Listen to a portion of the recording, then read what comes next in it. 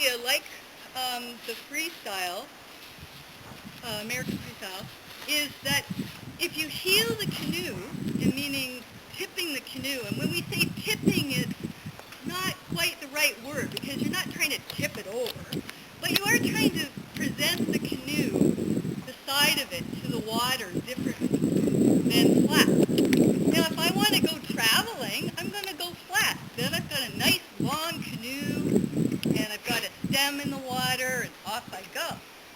But if I want it to be a little more maneuverable, this allows me that.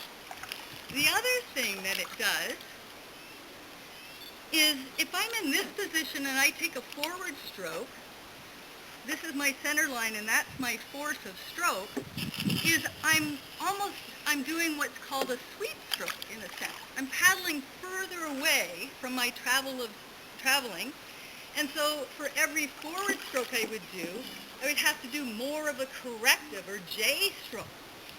So to minimize that and heeling it over, you've created, one, a smaller canoe, but two, my traveling center is here now. So every time I take that forward stroke, it's much closer. It's in my line of travel, so less correction. And also my correction can be easier to do because here it is, it's right beside you instead of being off to the side a little bit. So that's another reason to just give it a little bit of a heel. Doesn't have to be super extreme if you're traveling. Now, I have a lot of canoe up there, and if the wind comes up, I'm going to be in trouble. So what you can do then is, I'm really practiced in this, so I can get myself right down into a really low position. But I know a lot of us can't do that. Our knees are old, and we just can't quite do that anymore. So what we can do is get a little dry bag and puff it up with something and put it under your bum, and then that's Canadian. And then now you've got a way that now your heels and your knees aren't in quite such a tight position. So that'll help you if you're going to give this a go. Like, oh my goodness, how am I going to do that? Well, one way is just use a station. Two, you can make a little bum pad, and it does help to have a pad under your ankles and underneath you, too. And so you can do that, and then I'll just do a little bit of our traveling strokes or just forward with a J, with a stroke that's out of the water for our recovery. And you can see the keel will come around. And I'll talk more about that turning stroke. And then you can do a traveling stroke that has an in-water recovery. And Paul showed this a little bit, too, in his demonstration. So you're bringing it along to the water. But I'm still correcting it. I'm doing a little bit of a J.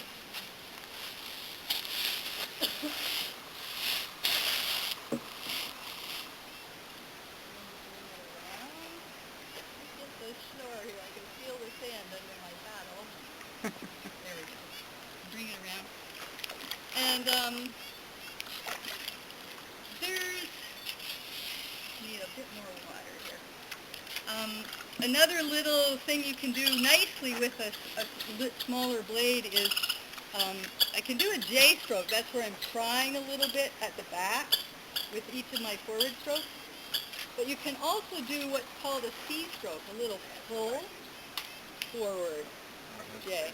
Yeah. Pull, and I'm doing a little draw right there, draw forward J.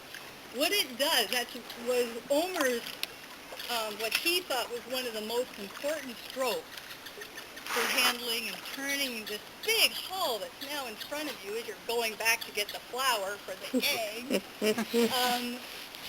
It's called an inside draw turn, just to name it. But what it is, and I'll just come around on you here, is I'm just pulling some water up in here, in the bow, and bringing it around. And this is really great when that wind is blowing right into that hull until you can get it pulled around. And it's just a little too, but you can use pieces. You see, canoeing isn't just big chunks of strokes. It's little ones that you're doing all the time, and as you become more practiced, you don't even think about them really too much. So that's just a little bit of a pull, a bow draw, forward stroke, J, and you can incorporate it into all sorts of things as to how it'll affect the canoe. So when you get a chance, just go out and play with some of those things and see what they do. So that's one way to do an onside turn. An offside turn, or a turn away from your paddling side, can just be done easily with a little sweep stroke.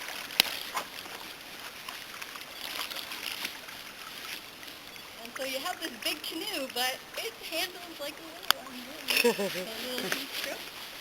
Now, I'm going to go backwards a little bit here, but Omer would chastise me. He says, no, you want to go backwards, just turn around and paddle forward. That would be one of the things that he would comment about.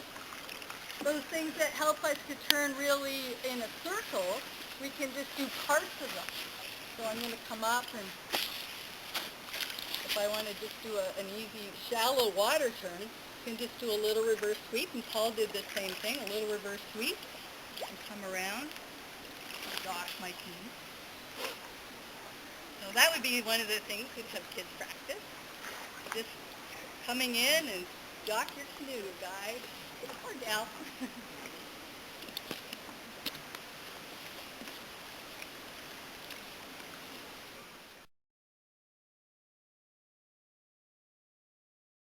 Oh my goodness.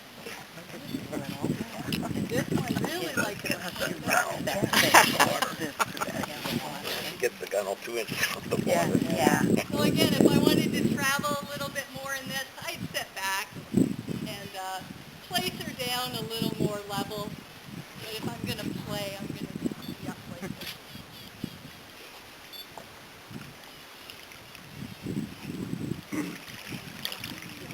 Look at that. Woo! Oh, what a joy for